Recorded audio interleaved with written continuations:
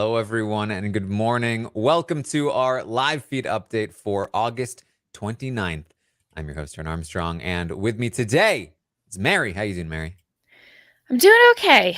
It's been a long night, but it was a pretty short day yesterday. Short meaning not a lot of conversations, and then as always, they had a couple big conversations late at night. But doing pretty good. Glad to be back here. Bowled a lot yesterday. Bold. Yeah, I went bowling, and I don't think I've ever bowled like 4 games in one go, but it was pretty Boy, fun. how are your Yeah. fingers? Not great, actually. I joined a bowling league, and recently I've realized that one of my fingers really hurts, and that's the only reason I could think of. And I'm like, man, I didn't know you'd get like bowling injuries. Yeah, It you got to serves watch out for those me. fingers. Yeah. Um, did you have any bowls after bowling? Any bowls? Oh, Yeah, I thought about it. I thought about making like a bowl of ice cream or something, but I didn't. But I thought about it.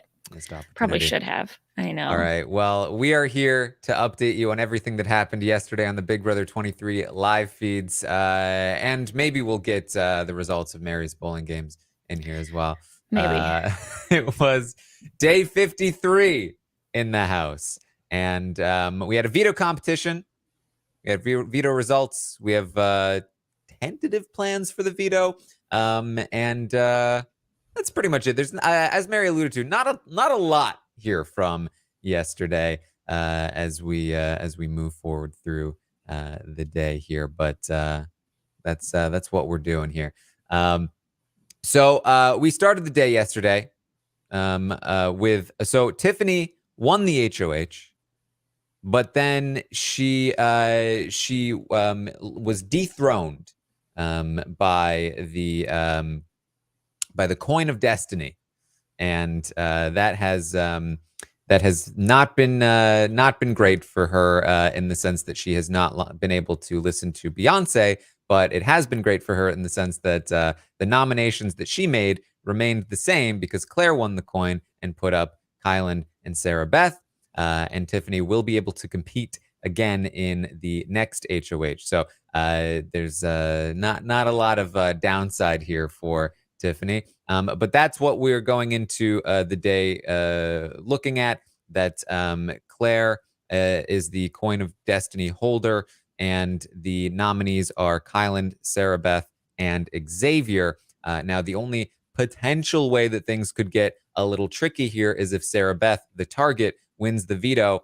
Claire would then have to make a replacement nominee, and it would be down to the cookout to make sure that that person has to be Alyssa and not anybody from the cookout, because then it would be 3 members of the cookout on the block. Exactly. It also seems like pretty much everybody knows that Claire is the one who won this power and that she has it. I know you mentioned yesterday that if basically anyone else had won the HOH, that Claire would probably have used this power differently, but she's feeling like she really doesn't want to mess up what Tiffany's plan is since Tiffany's her girl. So all in all, I'm not really sure that it mattered too much that Claire won this. There's a couple scenarios where it's good for her to now be safe, where she couldn't be a backup person to put on the block. But for the most part, kind of a waste. Also, given the fact that Claire, it sounds like, is not going to be able to really try to win the next HOH either, this might end up being a net negative for her, just given the exact circumstances of this week's HOH anyway. Yes. So we start the day here with Tiffany and Claire alludes to something that they had kind of skirted around before, and seems to be the impetus for the plan to ensure that Claire gets the Coin of Destiny, which is that it seems as though, and it's still not entirely clear how this would work or if it's even like 100% the case, but it seems as though Claire has a directive from production that she is to throw the next HOH, that she is not supposed to win next week's HOH, and that she, I don't know what would happen if she didn't throw. I assume that they would be like, sorry, you can't win, so you should have thrown, because now we have to say that you didn't actually win because you were the Coin of Destiny holder and we're outing your spot. and it's the second place finisher that wins, something along those lines. But it's a bit messy here in terms of exactly how this works. I'm sure we'll find out tonight. And I really do hope, and we'll probably find out on the episode, but I do hope that Claire was fully told before playing the Coin of Destiny that this would be the case. Otherwise, that's kind of a crappy situation. I wonder if that also might have factored into why some other people were like, you know what? Let's not try so hard for this Coin of Destiny in the first place because it's more important that we win next week. Yeah, so Hannah at the end of the day is going to talk about this, and she says that the reason why they gave Claire the Coin of Destiny is because they were under the assumption prior to everything else that that the Coin of Destiny holder would have to not win HOH the next week or something along those lines. So take that for what you will. Again, I think at this point we're so close to the episode tonight that it's not worth speculating too much because we will just, I assume, find out tonight. But it makes a little bit more sense now why they were talking about giving it to Claire. For sure. Yes.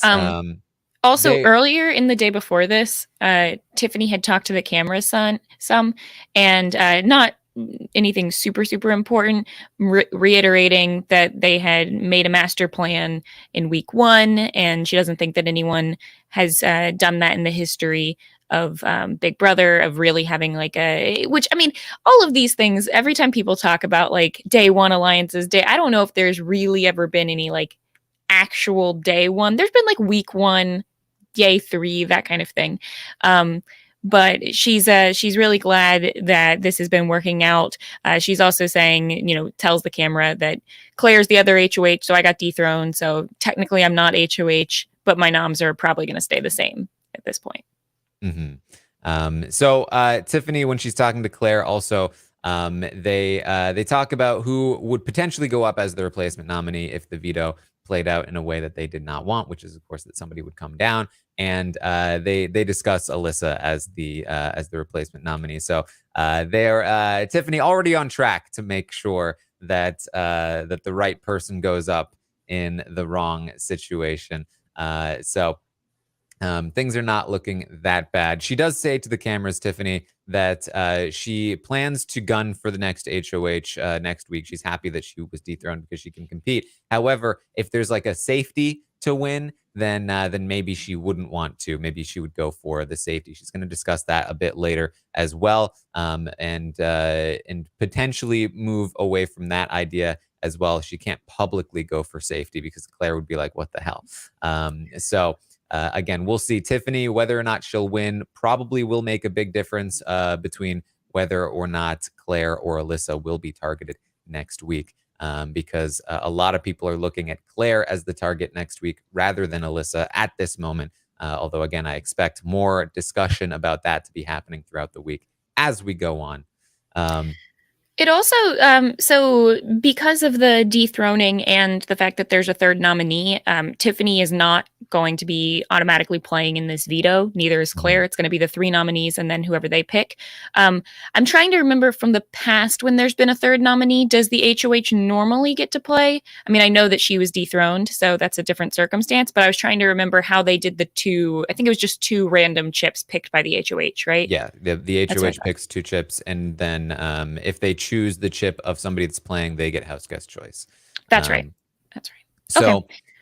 Yes. A little bit of a different scenario this weekend. Yes, with no HOH, so it will be. I believe they just had the 3 nominees choose a chip each. Yes. So Big D is going to talk with first Tiffany and then Azah, and it seems as though, and he's not being super clear about this, but it seems as though he's feeling pretty down about the fact that he did not get the $100. It seems that he feels like he must have done something wrong and is being punished for it. He says he's embarrassed, and he says, well, obviously the fans like me, but he says that, there are some people in this game that he's made connections to that can make him look good, and some people that can make him look bad. And he's worried that now, the edit's going to portray him in a certain way. and he's just concerned about all of that. And Oz is like, hey, Big D, you're not here for America. You're here to play the game. You're here for yourself. I had to think about the same thing. I've been distracted by X. And if this guy, if he doesn't like me, he doesn't like me. I like guys who pursue me. X doesn't pursue me. So I need to move forward, and you need to move forward as well, Big D. You need to move forward from America.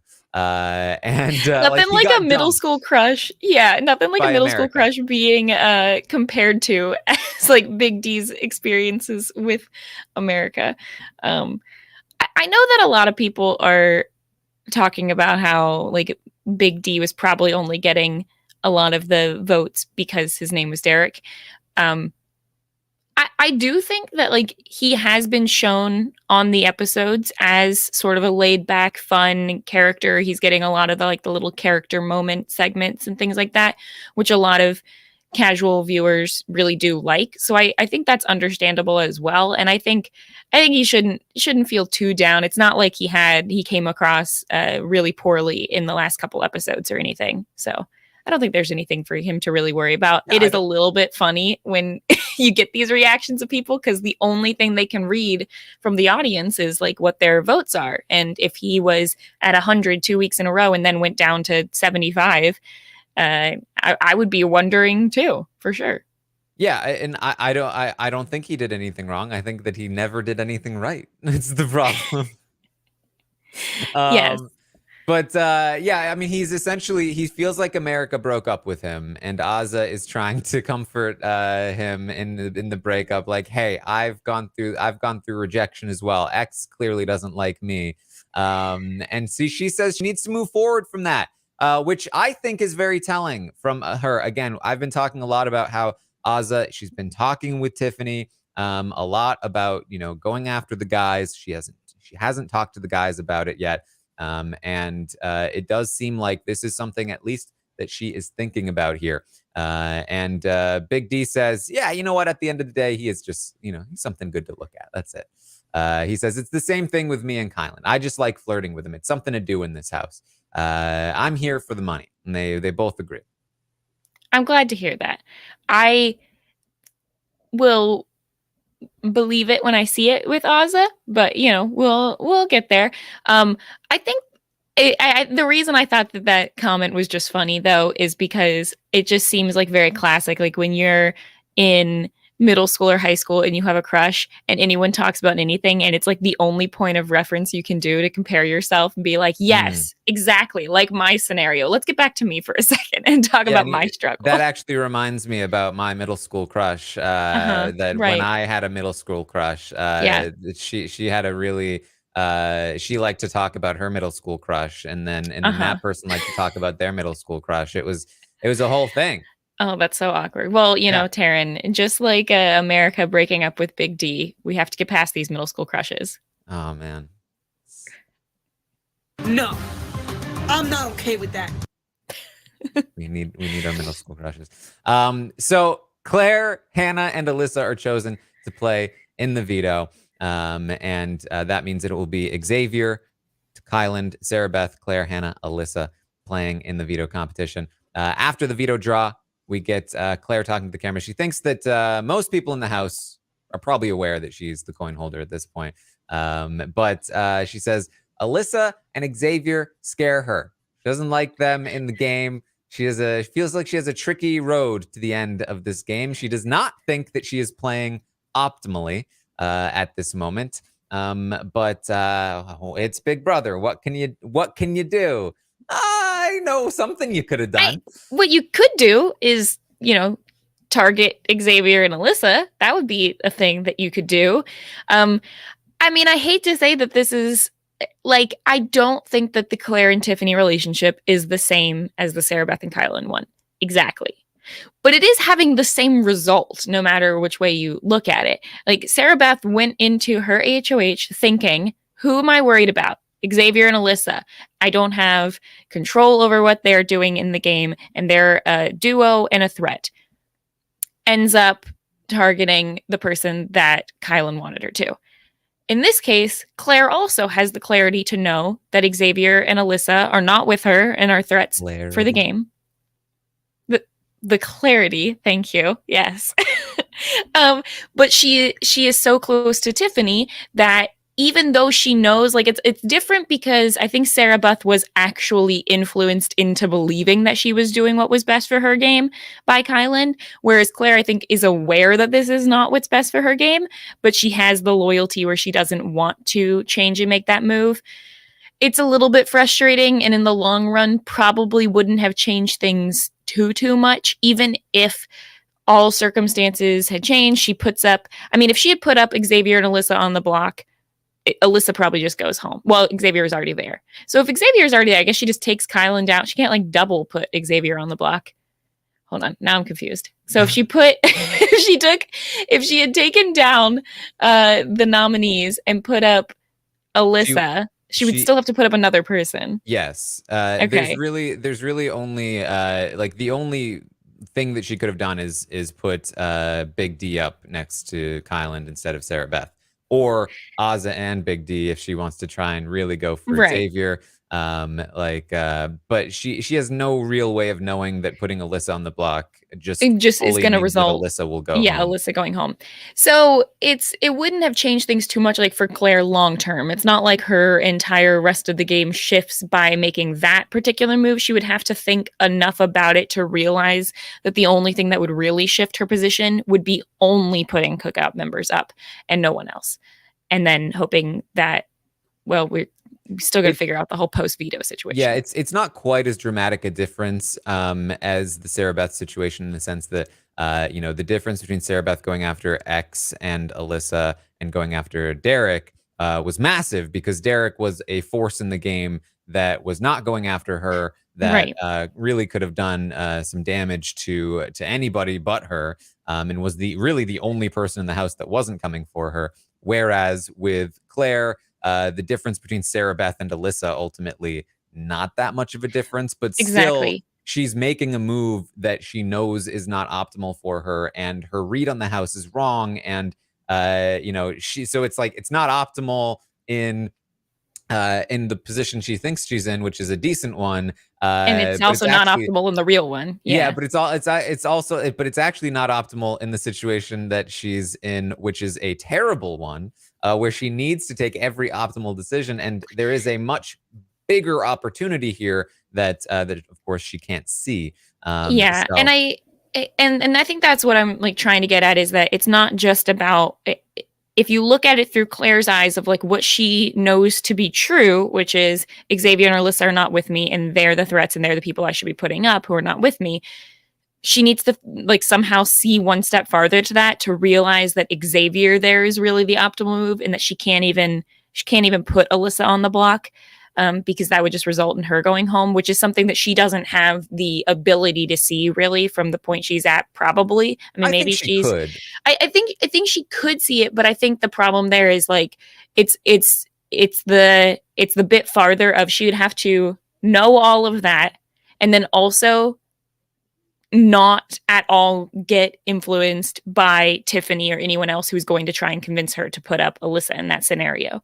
Yeah, because like she had talked to Derek about like, I'm worried that Tiffany is working with Xavier. She certainly knows that she knows that the next couple of targets are supposed to be, Sarah Beth, Alyssa, not Xavier. So if she wants to take out Xavier, she needs to put Xavier in a position where he is not up against any of the people that have been talked about as targets. That's the real giveaway, is who is being discussed as a genuine target moving forward. People talk about Kyland a lot, and yet for some reason, nobody's targeting Kyland. They're just putting him up next to Sarah Beth.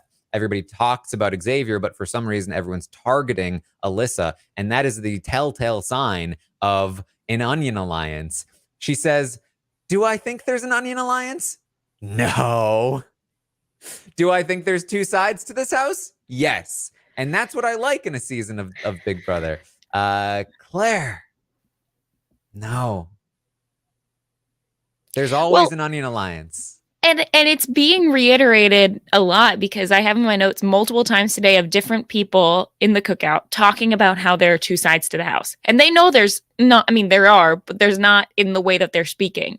They're creating divides among their seconds to assume that the house looks differently than it does. And it's working really well. So, Yeah. more props to them. I almost want Claire to be the last person to go, just so that when they tell Claire about their alliance, she can be like, oh, so like the brigade with an onion alliance. And so that they will stop being like, this has never been done before. Yeah. That would be nice. I mean, there's pros and cons of how you could have it, because that Claire, I think, would be the most like understanding, because I think she's the person closest in the house to like having figured it out. Whereas if you had Sarah Beth or Alyssa somehow being the last person, I think they would be like, what?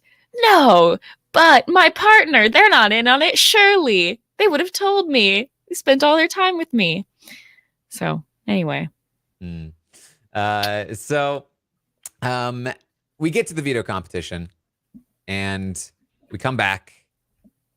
Hannah has won the power of veto. She beat Sarah Beth by 23 seconds, and just like that, Sarah Beth is gone.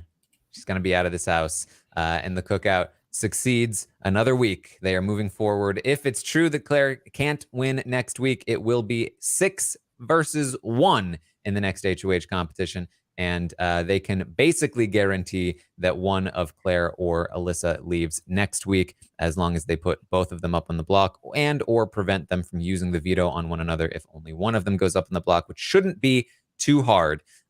So they are all but locked in to the final 7 at this point. Here we go. She also, Hannah, won a prize thing that she gets to watch a movie with some people. She chose to watch it with the nominated people. Yes, Dear Evan Hansen. So a lot of chatter about that. You don't not aware of Dear Evan Hansen? It's a musical. Yes, it is a Broadway musical. And a lot of the Broadway cast is in the movie version of it that they've just, I don't think it's actually officially out yet. I think it's coming out in September. But it's pretty exciting, mostly just because I feel like in the past, they've had a couple good movies in Big Brother, but a lot of times the movies are like, it's not as bad as the movie content they get on Survivor, but it's still like not. Yeah, they're not watching Jack and Jill. Yeah.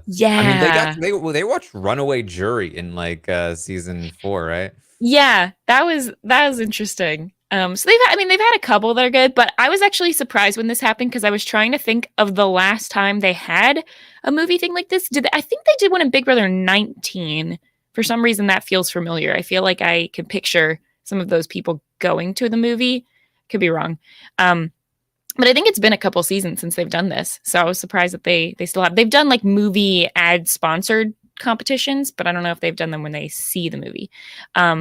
So anyway, but I thought it was cool that they got to do that. And I always think it's like the prize that I would most likely want to win, just because it seems really fun to walk into a room and have all the candy spread out in front of you. It's like, as a kid, I'd be like, oh my gosh, that's so exciting, because you can never buy the candy at movies. It's too expensive. So it'd be really fun. Well, Hannah gets to watch this movie, and just like that as well. I tweeted this out, but Sarah Beth takes out Derek X, and then all 3 of his allies in the house win back to back competitions. Tiffany wins and puts Sarah Beth on the block. Claire wins, dethrones Tiffany, puts Sarah Beth on the block again, and then Hannah wins the veto to beat Sarah Beth to keep Sarah Beth on the block. And of course, all 3 will be voting her out, assuming Claire can vote or would vote, whatever. It's pretty good. It's pretty funny. I'm really happy that she, like, I'm not a big Sarah Beth hater. You know, I feel for her. I think that she showed some real talent in the beginning of the season and just got a little bit blinded. I'm not saying she's a good player. Empathizer? I mean, are you like waiting for a sound drop? Is there something No, you just be joining the ranks of Jacob Jones. Yeah, I'm a Sarah Beth empathizer as a person. Like, I genuinely don't think that there's really anyone in this season who I was like horrible, can't stand. I mean, there's like the fun villains that I was really glad just got like, you know, kicked out super early, like Brent. Like, that was fun. But and I think it's fine to like dislike Sarah Beth in like the choices she's made in the game. I think that's fine, or to like find her not the most entertaining person.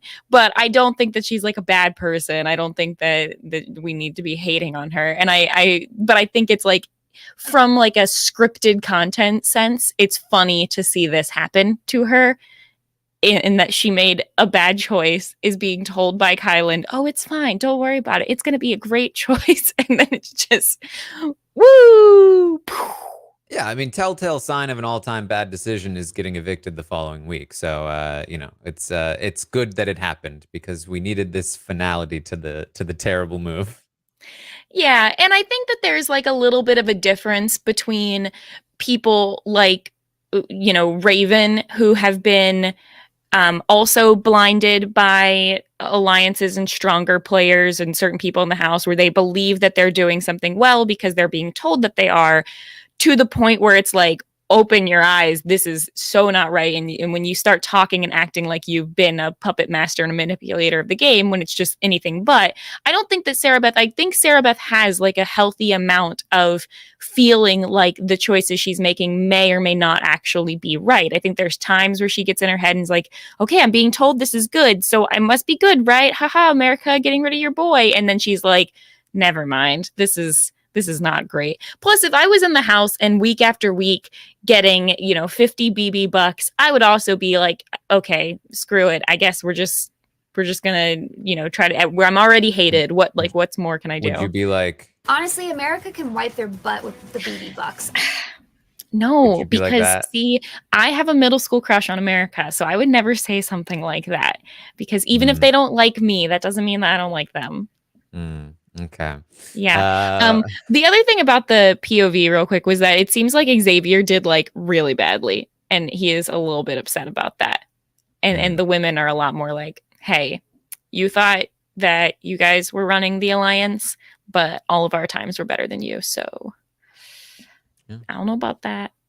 Xavier actually had talked about potentially throwing this veto, hoping that Kyland would win. Because Kyland wasn't supposed to win.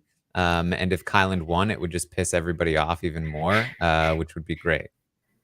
Yeah. And Kylan came in third, I think. He was only a couple seconds behind Sarah Beth. So it was close-ish. It's hard to tell. 23 seconds doesn't seem super close, but depends on the competition. So there's some talk around the veto win. Xavier talks to Tiffany. Tiffany tells him she doesn't really think it makes sense for the veto to be used this week. He agrees, but when he talks to Hannah, he says, yeah, so you shouldn't use the veto. And she's like, oh, so you don't want me to use it on you? And he's like, well, I mean, obviously I'd love to come off, but it doesn't make sense for you to use it on me. She's like, well, I want to use it. Like, oh, really? Yeah. Oh, well, okay. She's like, yeah, I just want to check in with Tiff and Kai first. He's like, oh, all right, great, sure. Yeah, she wants to check in with people and potentially use it on him. I think her reasoning is okay, actually, when she thinks about it. I mean, so a lot of it has to do with Alyssa, and Alyssa being close to Xavier, and the fact that I think if Alyssa were to win HOH next week, showing that Hannah has saved Xavier would be a positive in Alyssa's eyes. Yeah, I mean, it's the same thing Tiffany was doing at the beginning of the week, trying to be like, hey, I'm not coming for you. I'm not going to put you up, Alyssa. You are positioning yourself with Alyssa so that she goes after somebody that is not you, which really should be done by Hannah more than anybody else, because I do think that, I think that Alyssa at this moment, we'll talk about it, she's looking at Kyland, but I think Hannah would be her backup in terms of who she goes after if she wins at 8 or 7. And so particularly at 7, where she can't even get pushed into, Claire. So that is something that she should be doing. It's a good idea in that sense, as long as it doesn't raise red flags with Alyssa, which it certainly could. As Alyssa also thinks there's no reason why Hannah would want to use the veto on Xavier. So when Xavier talks to Alyssa about the veto, she says, I don't know why she would use it on you. Makes no sense. So she's probably not going to use it. And he's like, yeah, I agree. She's probably not going to use it. And she lets him know that she wants to go after Kyland next. She feels like, hey, if Sarah Beth was talking about me, then I guarantee you Kyland was as well. So if we're getting out Sarah Beth this week, Kyland's got to go next week. And Xavier tries to push her in the direction of Tiffany and Claire, because that's what they're trying to get Claire on the block. And obviously she would go up next to Tiffany, like, oh, well, man, nobody's going after Tiffany and Claire, huh? How about that? And she's like, yeah. So Kyland. Yeah. It's always funny trying to see people like maneuver the because like what Alyssa's saying is true and is obvious. And I think it'd be really fun to play this game and try to be Xavier and be like, okay, how do I steer someone away from something that's staring them right in the face right here?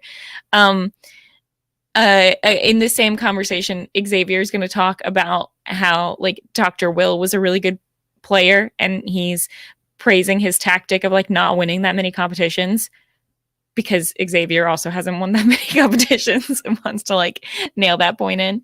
Also says that Dan didn't win that much. He's also like a huge fan of Dr. Will as well. Like, yeah. But I think like you choose the people to be a fan with and talk about in the house that you think you're emulating their game, so that people will sort of associate you in their mind with them. I'm not saying that everyone's doing this strategically. I'm saying like subconsciously, I think you're a fan of people on television generally that you think you would like to play like, or that you potentially could play like, for the most part.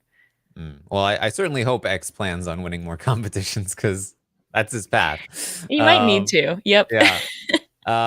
So that's the goal here, and you know, it is like it's hard to see why Alyssa would want to target Claire. Like Claire has a reason to put Alyssa on the block with Xavier at the very least, and then they can vote out Alyssa. But there's no reason for Alyssa to really target Claire or Tiffany. I mean, you could try to get her to target Tiffany, and then you put put Claire on the block next to her. But why target Tiffany? Tiffany was HOH, didn't put Alyssa on the block. Claire was then the coin holder and didn't put Alyssa on the block. And they're not super big threats either. It's not like, they're big competition threats now. Versus Kyland, who she doesn't trust at this point and seems like a big threat in the game. Or Hannah, who she's concerned that Hannah is going to be gunning for her because they've just never had a great relationship. And so she's looking at Kyland and Hannah. And how do you get her to look at Claire when Claire seems so inconsequential? Alyssa winning this HOH would definitely be a bit of a hurdle. Now, again, when your closest person and pretty much the only people around you are telling you, do this, we could see her make a Sarah Beth mistake here and go after Claire for some reason. But it will be a tough sell, I think. Yeah. And so I think the thing is, though, like, even if Alyssa realizes that she wants to go after Kyland, I think it's not going to be that difficult for somebody to convince her to also put up like Claire in that scenario, unless she feels really, really, really good with Claire. And she feels okay. I think at this point, it might be worth it for Claire to really openly talk to Alyssa and be like, hey, I was the coin flip person and I kept the noms the same. I want to stay with you. Like, I don't want us to be against each other, etc. And I think that also factors into why Hannah might be considering taking Xavier down. The other thing about taking Xavier down is it doesn't change the Sarah Beth situation at all. Sarah Beth still goes home, so it's not like it messes up that plan at all. I think if Hannah I know that some people are saying it wouldn't make any sense for her to do, some people in the house, based on like the structure of the house. What relationship does Hannah have with Alyssa? Why she would feel or Xavier, why she would feel the need to do that. But at this point, if that's at all beneficial to Hannah's individual game, she should do it, because there's only so long that you need to like really, really toe the line of what the optics are if it no longer benefits you at all. So Kylan is going to talk to Xavier as well. He's kind of talking. Kylan, by the way, now is starting to feel like I think the veto should be used on me. And one of the selling points he has for why it should be, he talks to Xavier. He's going to be saying this a couple of times throughout the night. He's like, just casually, like, just, do you know what, this is just like a, a weird thing that's, Sarah Beth, can you, this is something that actually happened. Like, Sarah Beth actually said to me that she wanted the veto to be used on me this week.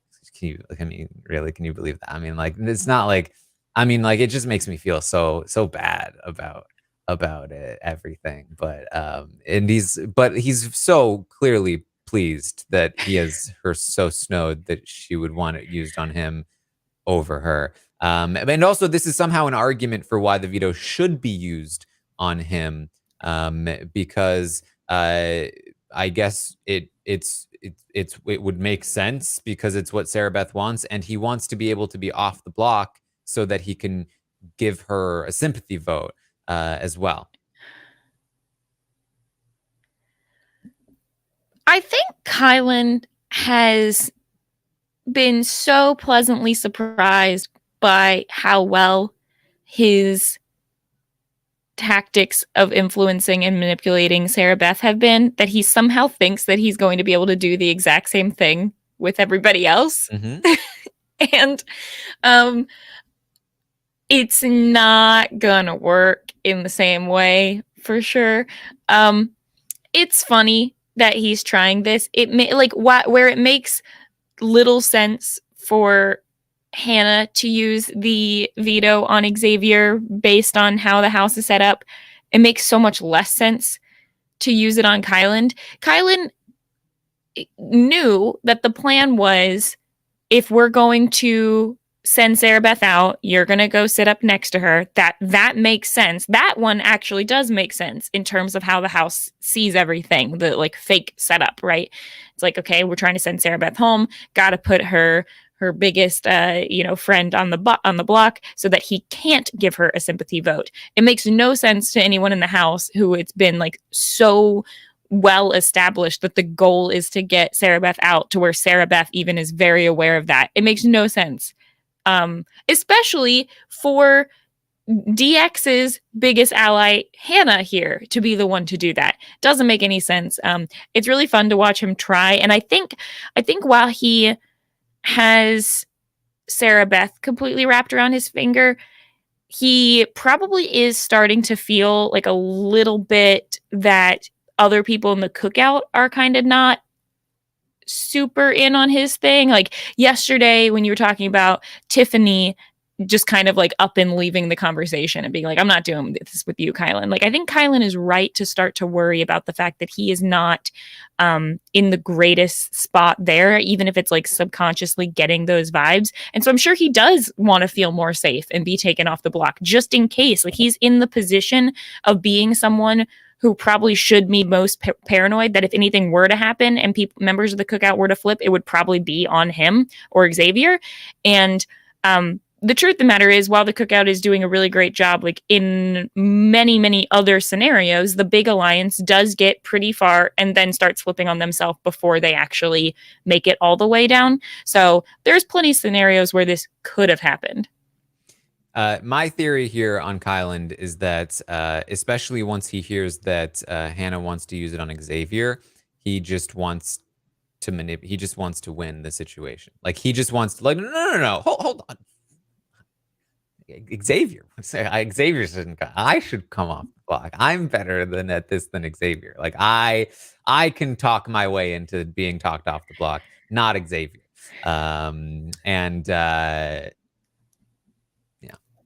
Maybe he should have spread his love to more people in the house than just Sarah Beth to like build some of those seeds of Okay. like that. I'm just saying, like if he I'm not okay with that. All right. That's enough of that. Okay.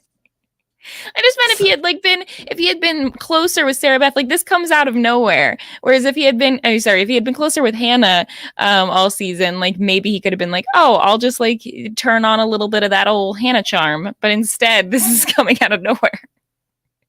Yeah. Tiffany talks to Xavier. She says, can you believe Kylan is trying to get the veto used on him? Xavier's like, are you kidding me? Nobody's using the veto on you, Kai. He says, well, Hannah actually said she wanted to use it on me. And Tiffany's like, oh, really? Well, I don't think that's the smartest move, but I guess it's better than it being used on Kai. I guess we can talk about that. And Xavier kind of agrees. He's like, yeah, I mean, personally, I don't really see why it makes sense, but I mean, I'm cool with it, obviously. So Tiffany talks with both Hannah and Kylan. And they're talking about like potential doubles or like buybacks, whatever. Hannah says if they do a double at like 6, like at like 7 down to 5, it's because America hates us. Like you go to triple coming maybe. Kylan says, yeah, well, they tried to introduce these twists to prevent us from dominating the game, but we got through them anyway because we're so good. It's like, yeah, I actually wrote lol nope Taran disagrees. Yeah. I wrote that in my notes because I'm like, the high rollers and other twists, while they may by the BB people think that what they're doing is trying to target a large alliance, that's in practice not what these twists do. So yeah, I mean, if anything, it's helped you. He's not wrong in that they were designed to put thorns in the big alliance's side. Yeah, he's wrong in that the effect of them is the opposite.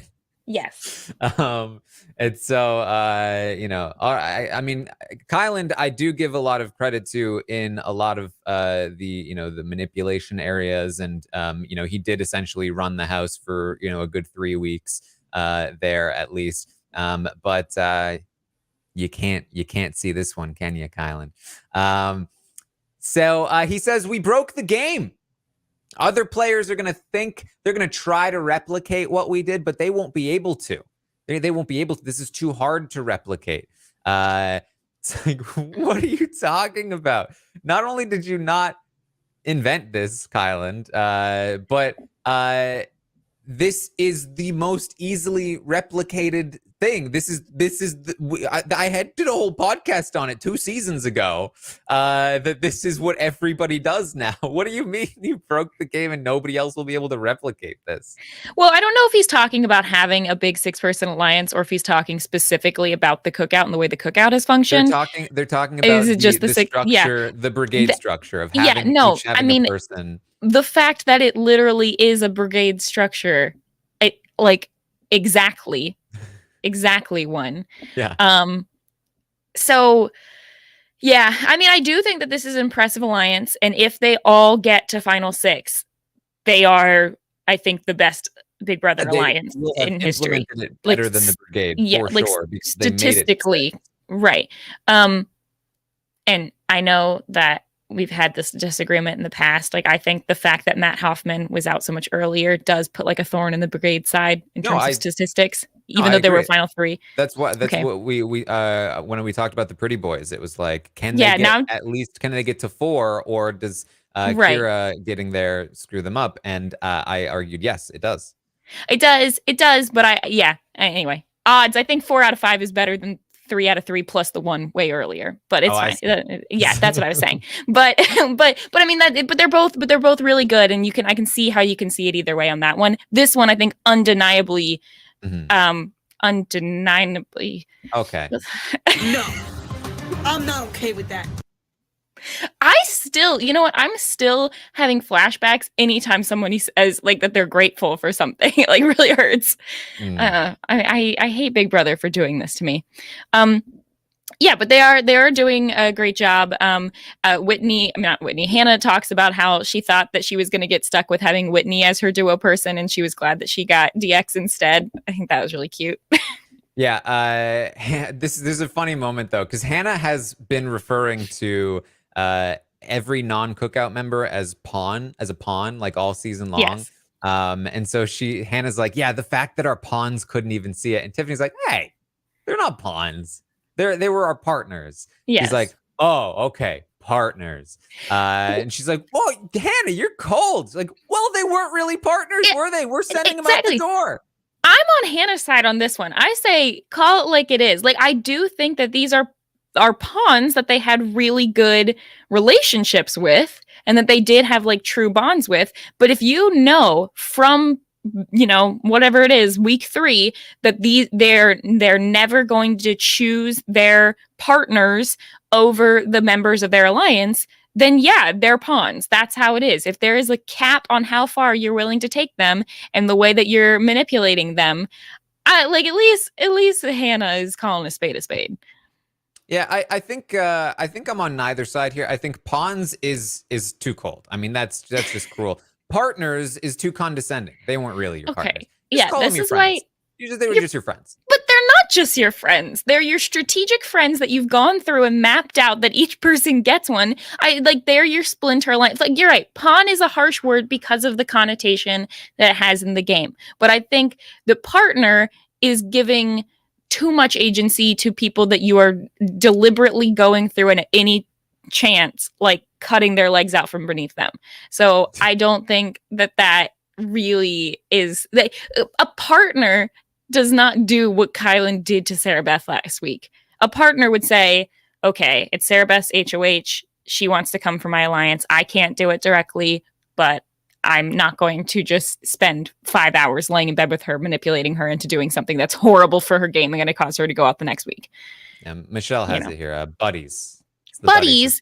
They're buddies. Right, because buddies has just the right amount of condescending to it that's like, oh, you're my buddy. We're close, but there's a limit. All right. So they also talk about strategies for a potential slip and slide that could be coming up. This is when Tiffany says that she would probably go for the safety, but then wait a minute, I can't go for the safety because then Claire will get mad at me. And then she goes, wait, what if Claire has to throw the HOH, but what if she can go for safety? Oh. And then Hannah says, nope. What would be the point of that? That doesn't make any sense. I was like, oh, okay.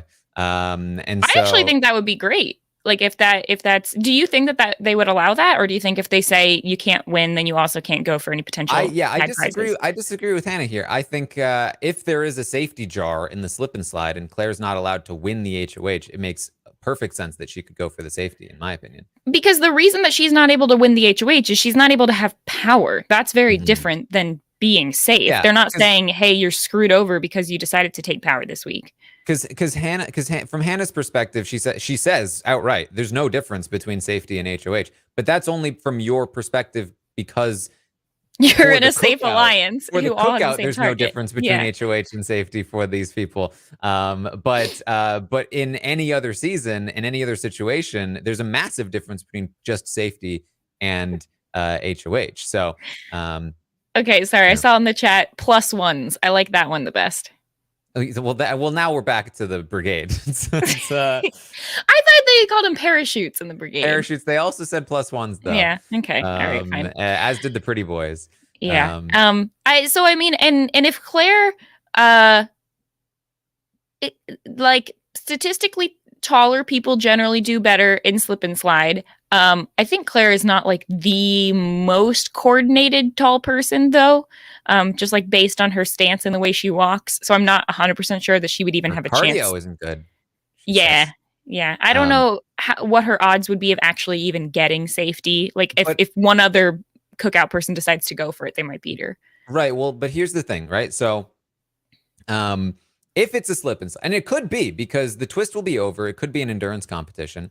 If it's the slip and slide, that would mean that Xavier probably a shoe-in to win it. Kyland probably second closest to win it here. Then you have, Azza. You have, I would say Azza and Claire are probably the next two. Tiffany and Hannah are both on the shorter side. That tends to not be great for this competition. And Big D probably is not going to be in this either. which means that it's probably X, Kyland, Claire, Ozza. I don't remember how Ozza fared. I think Ozza was competing in that cardio veto that Claire played in as well. I don't remember if she was better or worse than Claire at that, of the running back and forth with the ball. But what this could mean is that if there is a safety jar and Claire can, I forgot about Alyssa. Alyssa's in that as well. I could see Alyssa doing okay, but I think Alyssa will gun for HOH. I don't think she would gun for safety. So what's interesting here is that if there is a safety jar and Claire goes for the safety jar, you kind of have to get X or Kyland to go for the safety jar to make sure that she doesn't get the safety jar. But that's kind of weird. Why are they doing that? You could maybe bank on and also you can't really communicate very well to other people, I would imagine, during the competition. So you'd have to try and signal to Ozza, try to beat her for the safety jar. But then if Ozza starts falling behind, there's not going to be time to catch up and beat Claire at the safety jar. So you kind of maybe have to just push, Kyland or X to go for the safety jar. And if one of them does that, it could potentially, if Kyland or X happen to not be good at slip and slide, it could open the door for Alyssa winning HOH potentially. Exactly. So it's there are some complications that can come from this, assuming that Claire is able to compete for the safety jar, which again I don't see why she wouldn't be able to, if there even is one, even if there even is a slip and slide. If Claire even has to throw the HOH, because we still don't really know what that really means either. Is this, do we have any kind of confirmation that this is going to be slip and slide, or is this all speculation at this point? They've been speculating that it's going to be slip and slide for weeks. Gotcha. But this is the first time it actually could be, because the twist is over and they're probably going to be looking for an HOH that lasts into the next episode.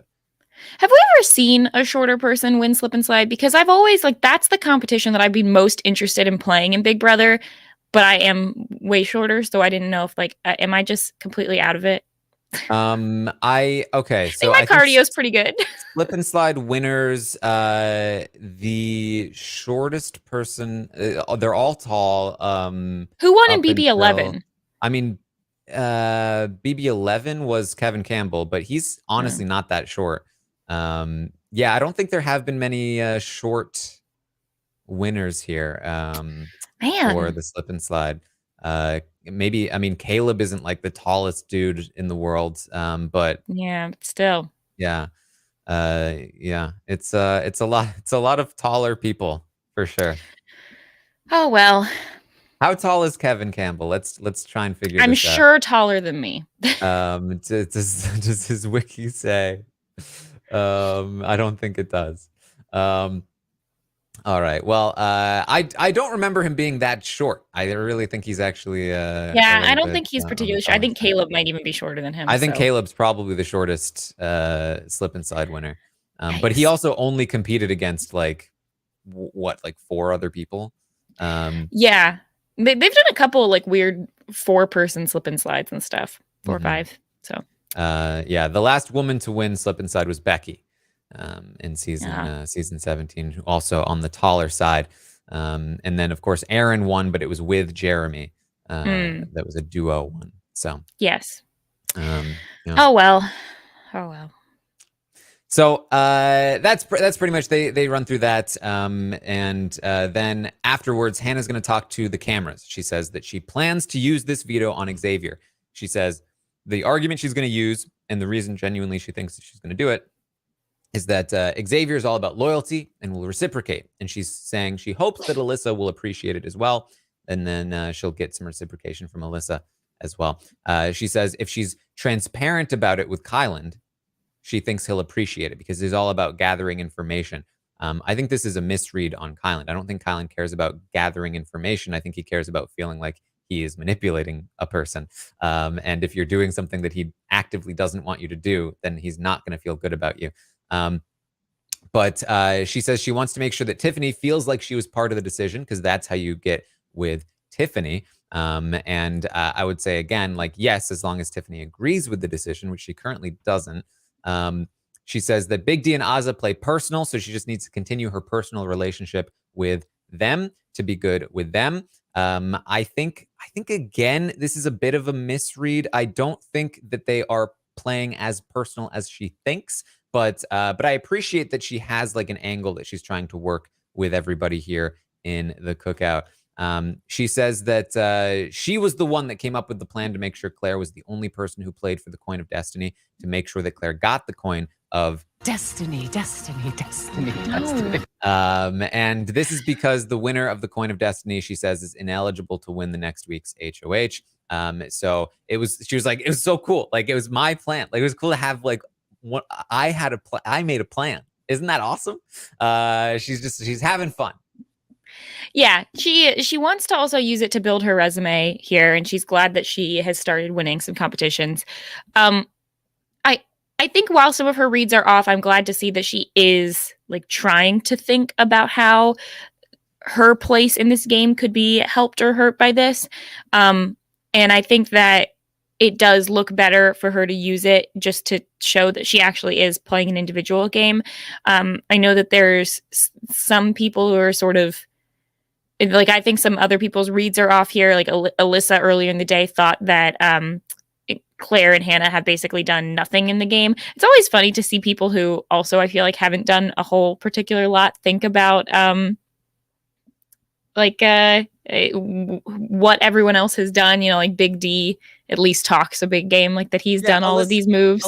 Alyssa was like, I'm exhausted. This game is just nonstop. Yeah, like I've done all this Xavier stuff. was like, yeah, me too. And I'm like, you two do the least in this. How you do less than Azah and Big D. Yeah. Yeah, I think that the only people who have really like put in tons of actual game time to where they're actually like, say what you want about Kylan. At least I feel like if he said he was exhausted, I'm like, yeah, I mean, you're doing things that you don't necessarily need to do, but at least you're like constantly doing things. So there is that. And I think Kylan is probably the person who's most playing an individual game while playing a cookout game, whereas a lot of the other people are playing much more just solely cookout. And so I'm glad to see that Hannah's at least like, okay, once it comes down to the cookout, I need to start making some moves and doing everything I can now to make those connections work, even if her reads are a little off. At least she's doing that. Mm-hmm. Not a good sign, though, that Alyssa did name Hannah as somebody that is doing nothing in the game. Not she good. is going to need to change that perception, and I do think that using the veto would help, right? It is the start of she won something. She's going to do something with that. I like that. I don't think that it's going to work out that like Kylan feels great about it, but who cares? Kylan's not gonna. I mean, Kylan has bigger problems to deal with than you, and a lot of people are against him anyway. So it doesn't matter if Kylan's okay with it. Tiffany continues to talk to Kylan after Hannah leaves. He is massaging her feet, saying, I really think the veto should be used on me. He really thinks he's doing something here. He says he wants to be able to give a vote to Sarah Beth, that she wanted to use the veto on him. He was like, yeah, she was just like, she wanted the veto to be used on me, actually. It was really sweet, I was like, oh, I wasn't expecting that. And like, I gave her like the opening to say, and then she did, and it was like, what? In the same conversation, Kylan is like, here's how I stay humble in the game. Be humble. Yeah. He says, so essentially, will you help me convince Hannah that it should be used on me? I really think that it should. Tiffany's like, I'll think about it. Like, Kylan has told Sarah Beth that he wants the credit for like getting Derek X out partially, but then he like almost feels like he convinced Derek to not play in the roulette.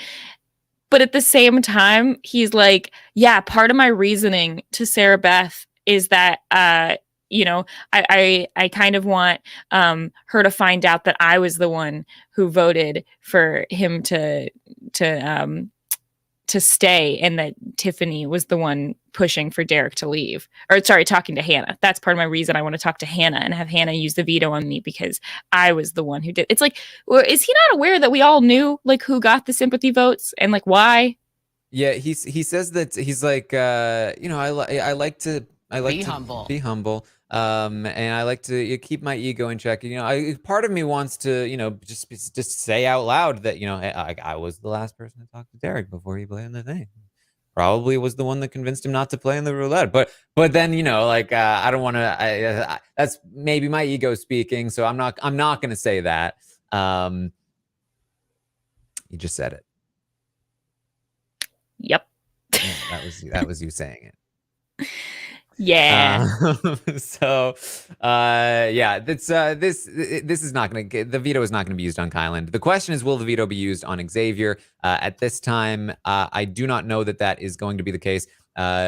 Tiffany is like I guess I'd be cool with that, even though it doesn't make sense. I should talk to Claire to make sure that it doesn't raise any alarm bells with Claire.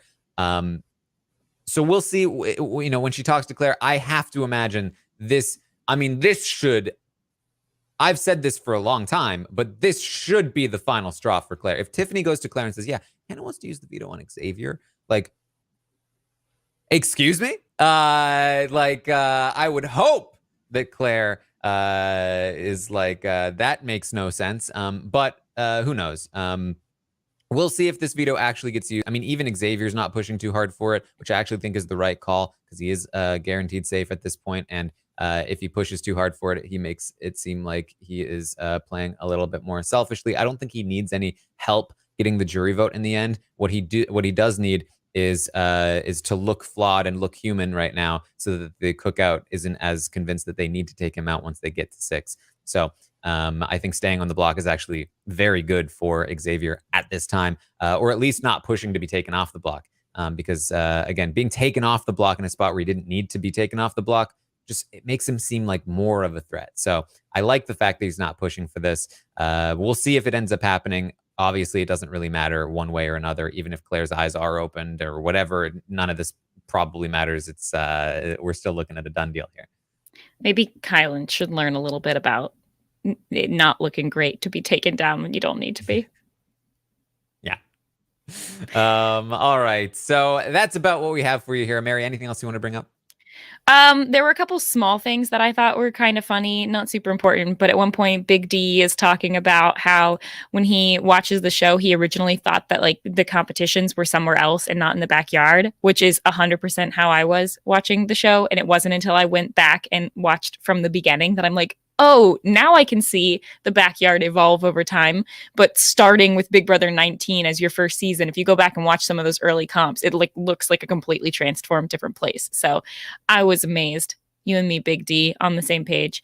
Also, I don't know if you wanted to talk about anything from this here or if you are going to do it somewhere else, but we did get some bonus Derek X content from the jury house. I don't know if you watched that or not.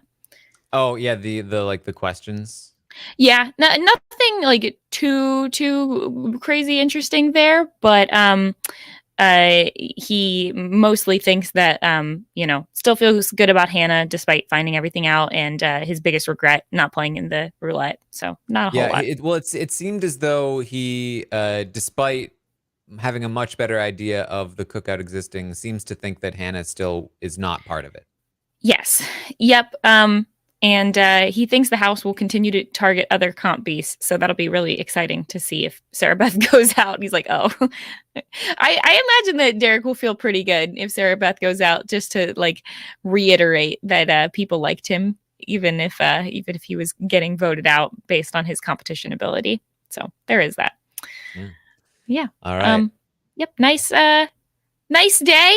Now I got to go hunt down some Twizzlers because they were making me think about that from watching that movie yesterday. All right. And what was your best bowling score? Oh, nah, it was not. I didn't reach my PR, but I got I think 132 was the best yesterday, so not great, but it was okay. I was going to play that no matter what score you said. Yeah, thanks. So I'm really hoping that eventually just gets deleted off the face of the planet, and we don't need that anymore. You don't like it when Truly goes. Ooh. Oh, now I'm clipping that. My gosh. Yeah, you just wait. One day somebody's going to come on here and have a soundboard of you saying things. That gonna already get- exists. get That's real called Puya's confusing. soundboard. True. He does have that. And Bruno's. Man. How quick I forget about Puya's soundboard. All right. Yep, that's all. All That's right. all. Well, thank you guys so much for joining us here today. I will be back tonight to watch the episode with you guys on Twitch, twitch.tv/Taran Armstrong, watching the episode with you guys live. And then after the episode, back here on Rob as a Podcast to recap the episode. Of course, should be a lot of fun there. I'll also be playing some Among Us in just a couple hours over on Twitch as well. If you want to check that out and enjoy the shenanigans. And then, of course, I'll be back tomorrow morning at 11 a.m. Eastern to update you on everything that happens today on the Big Brother 23 live feeds. You can also find me on Twitter at Armstrong Taran. Mary, where can people find you? You can find me everywhere at Frail Mary and check out everything I'm doing there. Mostly podcasting about Riverdale right now. So All right. that's about it. Well, thank you guys again for joining us here today. And I will see all of you